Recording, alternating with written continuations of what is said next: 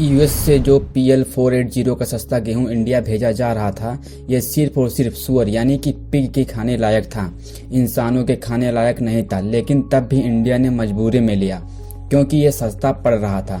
तो local farmers को भी नुकसान होने लगा, और जब नुकसान होता है तो प्रोडक्शन वो लोग कम कर देते हैं, और इसकी वजह से कुछ ही सालों में इंडिया की डिपेंडेंसी यूएस के ऊपर ऐसी हो गई कि इंडिया को जितने गेहूं की ज़रूरत होती थी उसका 40% गेहूं यूएस से आता था।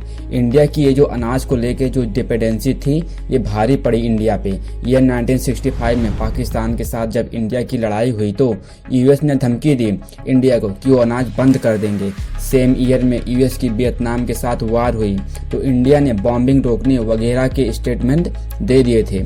ये दोनों चीज़ें यूएस को बिल्कुल पसंद नहीं आई। यूएस के प्रेसिडेंट जॉनसन ने इंडिया को एक्चुअल में अनाज रोक ही दिया था, और इंडिया के अंदर लोगों की बहुत ज़्यादा हालत ख़राब हो रही थी। वो तो जॉनसन की बेटी थी, उन्होंने जॉनसन से रिक्वेस्ट की कि एटलीस्ट वो क्रिसमस में इंडिया के अनाज को सप्लाई ना रोकें। तब जाके जॉनसन ने कुछ अनाज कैसे भेजे इंडिया में।